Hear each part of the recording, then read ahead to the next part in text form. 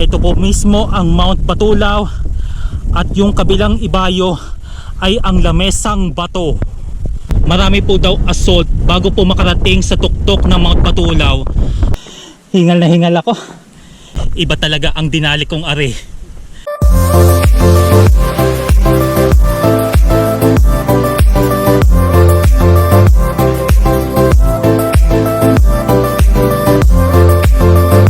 Narito na tayo sa exciting part. Huwag kang bibitiw bigla. Gumagapang na ako rito ah. Makipot talaga dito. Ay nasa batuhan na po ako. Wala pa tayong nakikitang tao dito.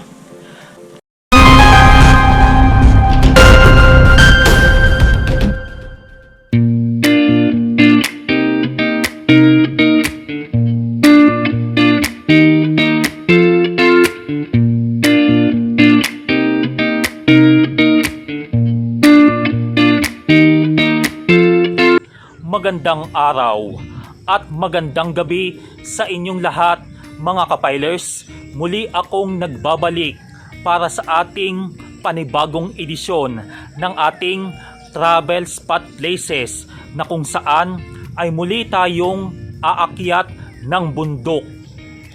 Ang ating pong sasadyain ngayong araw ay ang Mount Batulaw na isa sa tanyag o popular hiking destinations.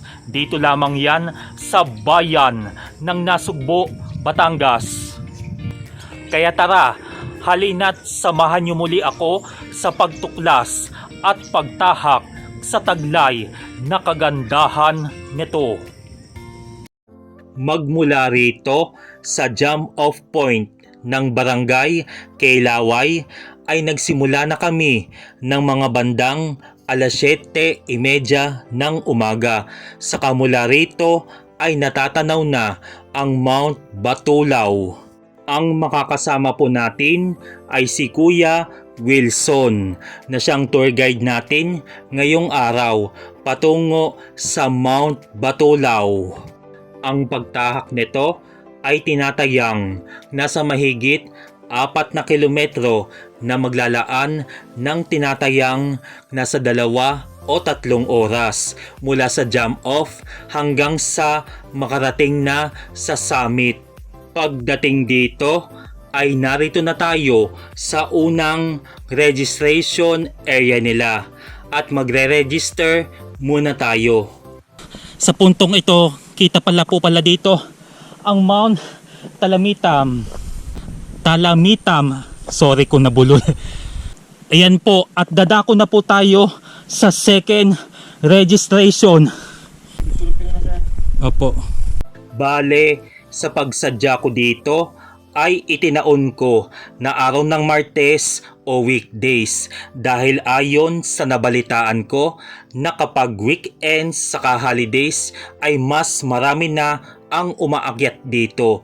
Kaya ang ibang guests ay madaling araw pa lamang ay nagsisimula na sa kanilang plano na makaakyat ng mas maaga. At saka mga kapilers, bale ito na po ang ikalawa nating edisyon ng ating pag-akyat. Dahil una na po tayong nakaakyat sa Mount Manabo ng Santo Tomas, Batangas. Yan. Wow, grabe sa ganda oh. Ito po mismo ang Mount Batulaw at yung kabilang ibayo ay ang Lamesang Bato. Tapos dito sa may gawing kaliwa ko may mga puno ng mga mangga. At kapag weekdays naman ay ganito ang sitwasyon sa puntong ito na kung saan ay wala pang mga guests o grupo ng tao na makakasabayang paakyat at makakasalubong pabalik. Pero sabi sa akin ni Kuya Wilson ay may nauna nang umakyat sa amin na mas maaga pa na mangilan-ngilan lamang sila na grupo at makakasalubong rin namin sila habang tinatahak ito. Malapit na po tayo, papalapit na po tayo sa karatula ng intersection ng Old Trail to New Trail. Heto na, nandito na po kami sa intersection ng Old Trail to New Trail. Bale, dito po ang papuntang Old Trail. Kumbaga, marami po daw assault bago po makarating sa tuktok ng mga patulaw. Ang New Trail, ayon po sa aking napapanood, dito na po magsisimula ang peak 1 to peak 12. Yan, tapos meron din pong kubo dito na kung saan pwede po kayo magpahinga. Bale, kuya, ipaliwanag yun sa pagkakaiba ng Old Trail sa New Trail. Sa New Trail, mas madali kaysa sa Old Trail dahil ang New Trail, akyat baba. Oo. Ang Old Trail naman, akyat. Tsaka mas sa New Trail, mas maraming view. Oo. Mas magandang view. Sa Old Trail naman, bago ka makakita ng view pag nasa Camp 7 ka na. Sige po. At sa puntong ito ay sa New Trail tayo. Kaya tara, let's go. 2 minutes. 2 minutes po. Pick 1. Mula po doon sa ating tinigilan, bale 2 minutes hanggang sa peak 1. Ayan po. Ayan na ang peak 1. At may mga nakakasalubong tayong mga nanggaling na doon. Tayo nandito pa lang sa may bandang kalagitnaan. Sa bahaging ito ay malilim po dito kapag umaga. At narito na po tayo sa peak 2.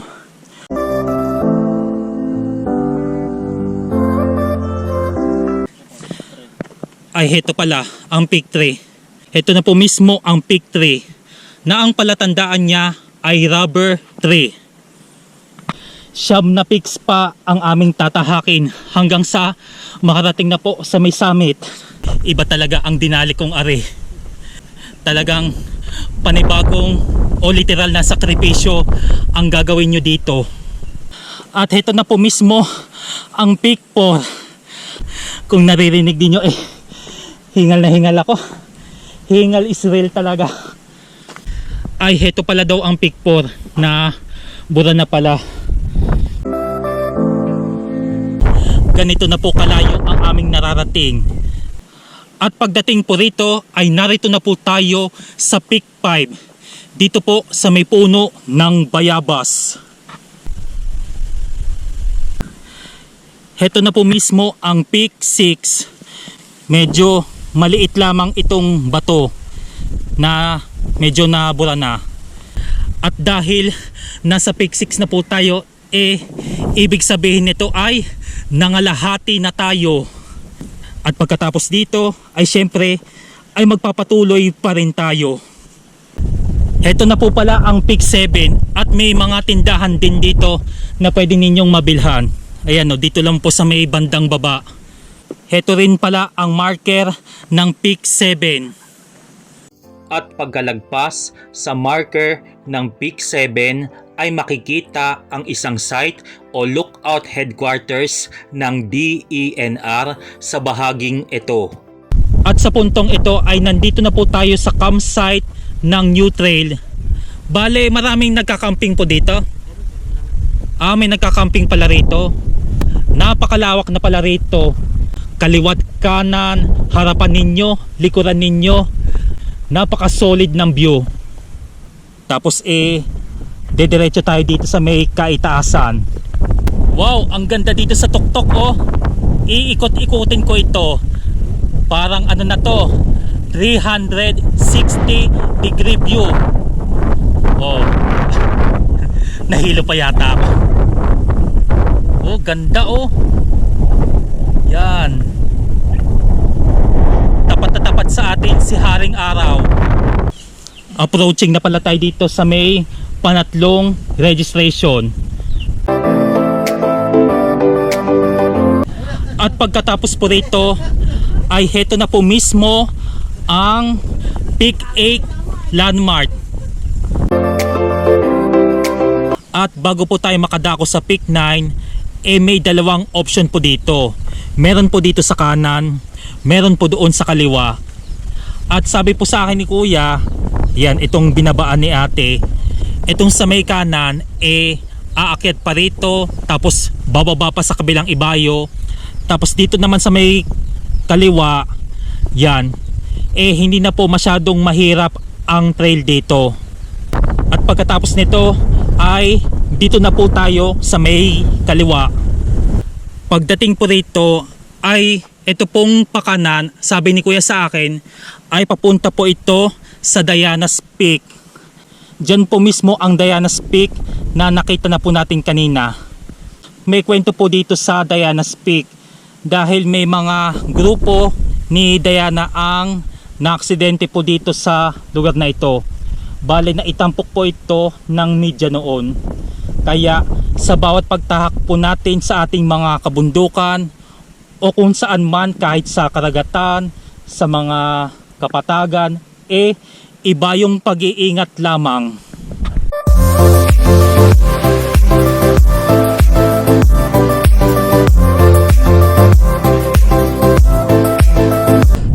Narito na po tayo mismo sa Peak 9. Bale, 3 peak na lamang po, malapit na po tayo. Pagdating dito ay may lubid o talay na po rito. Ayan o, nakakapit po tayo. Yan, hanggang sa makababa po tayo. Siyempre, ang lubid na to ay magsisilbi nyo po itong hawakan upang hindi kayo madaos-dos o madiretso doon sa baba. Kasi kapag hindi nyo to ginawa ay alam nyo na ang kasunod. Magiging kwento na lamang kayo. Parang gumagapang na ako rito. Uy, para mas madulas pa nga ngayong tag-init kaysa daw kapag naulan. Yan, kakapit tayo para makaahon. Yan, kailangan nga talaga natin kumapit.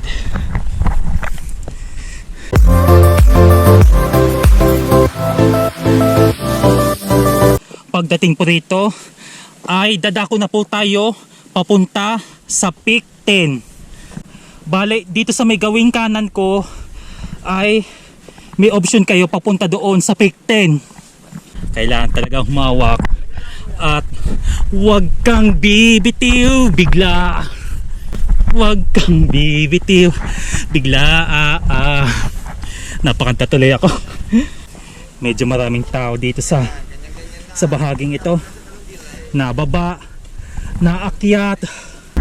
Gumagapang na ako rito pag ganitong mga diskarte.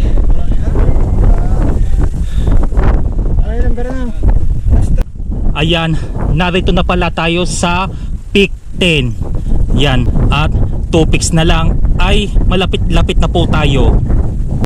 Unti-unti na kaming naakyat mga kapilers. Talagang araw na kami dito sa kailaliman ng araw.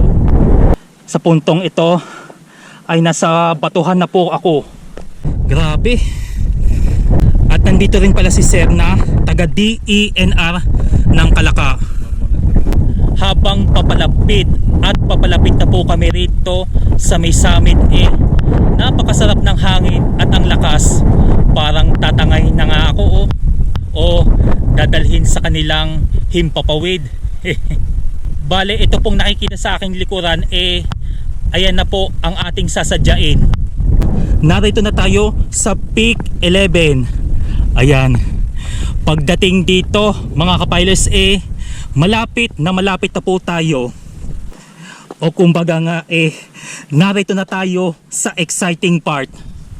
Sa puntong ito ay heto na ang pinakasadyang matarik na tatahakin ninyo, na kung saan ay malupa, mga malalaking bato ang posibilidad na daanan at medyo makipot na sa bahaging ito.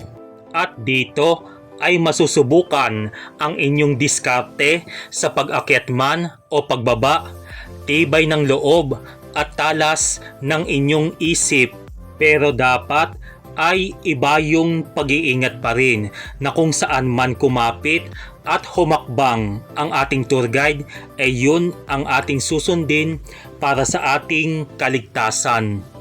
Bago muna tayo makarating ng Peak 12 o mismong summit, may malapit na rin na tindahan at lugawan na kung saan ay pwedeng magpahinga habang kumakain dito. At pagkatapos sa mahaba-habang akyatan na umabot ng mahigit 3 oras ay malapit na tayo sa Peak 12 or mismong summit na. Pero sa puntong ito ay wala pa tayong nakikitang tao dito. Ay ano pala, bale kaninang umaga ay marami na po ang nakaakyat na po rito. Bale, matagal ko na itong gustong mapuntahan, saka narito na tayo sa kaitaasan at breathtaking summit ng Mount Batulaw. At sa wakas ay narating din kita. Mula sa aming kinatatayuan ay heto na mismo ang summit ng Mount Batulaw na tinatayang nasa 811 measured above sea level ang taas nito. Ang salitang Batulaw ay nagmula sa ibig sabihin na bato sa ilaw o ilaw sa dalawang bato dahil sa penomeno nito na kung saan ang araw ay sumisikat sa pagitan ng dalawang tugatog nito tuwing sasapit ang Disyembre. Matatanaw mula dito ang mala 360 degree view ng napakagandang scenic ridge, rolling hills at mga ilang peaks na dinaanan natin na kung saan ay mala adventure trail experience ang susuungin bago makarating dito. O ayan mga kapilers, at sa puntong ito ay narito pa rin ako sa napakaganda at breathtaking summit ng Mount Batulaw. Dito lamang yan sa bayan ng Nasugbu, Batangas. At sa kasalukuyan inabot na po ako ng sikat o tirik na araw dito. Ayan no, kahit saan ka man lumingon wala akong masabi kundi the best. At dito ay matatanaw nyo na ang mga ilang bayan sa Batangas at sa Cavite. Bale, ang mga natatanaw ninyong mga bayan o lungsod dito sa Batangas ay ang bayan ng Balayan, Lemery, saka po dito sa may Calaca City. Naalala ko pala mga kapilers, noong nag-coverage o nag-vlog po ako dyan sa may Calaca, magmula po dyan sa may Barangay Kahil, Barangay Matipok, Barangay Balimbing, saka po dyan sa may Barangay Tamayo ay natatanaw na po ang Mount Batulaw mula po dyan sa barangay na yan. Tapos matatanaw nyo rin po dito ang lawa ng Taal at Bulkang Taal, dito po yan sa may Calabarzon. At saka syempre ang Mount Makulot ng Cuenca, Batangas. At dito naman sa may kabilang ibayo ay natatanaw naman dito ang Tagaytay City. Saka dito matatanaw din dito ang mga mountain range ng Mount Lamesang Bato, Mount Masapinit at Mount Talamitang. Talaga naman tunay na kaaya-aya ang ganda ng tanawin dito. Sa puntong ito na habang naglalakad o naglilibot po ako dito sa kaitaasan ng Mount Batulaw na kapag ganitong weekdays ng hapon wala na pong tao dito sa summit. At kung merong mang tao pakonti-konti lamang. Hindi po kagaya ng weekend saka holidays dumog po talaga ang gustong pumunta dito o umakyat. At itong mga kubo na nakikita ninyo ayan po yung mga tindahan dito. Pero sa mga oras na ito wala pa pong nagtitinda. Kasi sa ngayon solong-solo ko kasama ko po ang aking tour guide na si Kuya Wilson na nasa baba lamang. At dito kahit saan ka man lumingon, Mapahilaga, Kanluran, Silangan, Timog, napakamatatayog ng mga bangin dito. Kaya iba yung pag-iingat lamang kapag gusto ninyong umakyat dito. At syempre, panatilihin nyo lamang maging malinis ang lugar na ito. Ika nga, leave no trace. Tapos habang naglilibot ka rito ay napakasarap dito. Napaka-presko ng simoy ng hangin. Siyempre, napakasarap mag-relax, unwind, at sulitin ang bawat moment nyo dito. Talagang perfect ito para sa inyong pagmumuni-muni.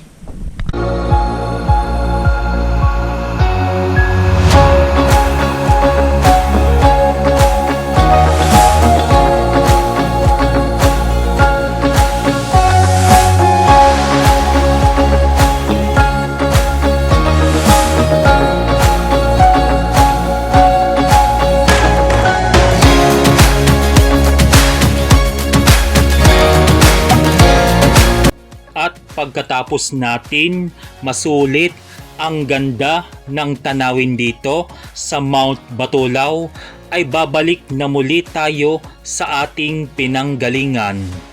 Naging matagumpay po tayong muli sa ating misyon na maakyat itong Mount Batulaw, at sulit na sulit ang pinaghirapan, pagod, saka nag-enjoy naman ako sa ating hiking adventures ngayong araw.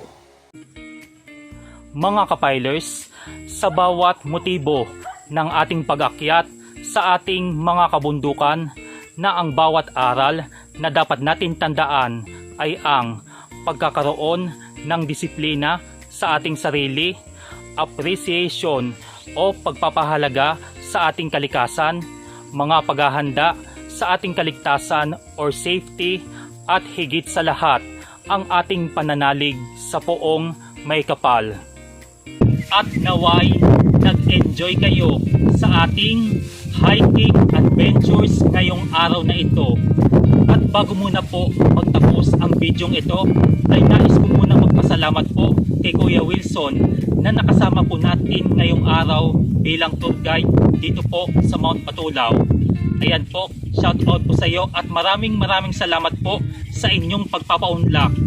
At muli, ito po ang inyong lingkod na si JJ, ang inyong kapilers na nagpapaalaala sa inyo ng having safe and happy trip sa ating lahat.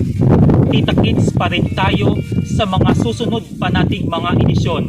Kaya naman, just like, share, subscribe, and God bless us all.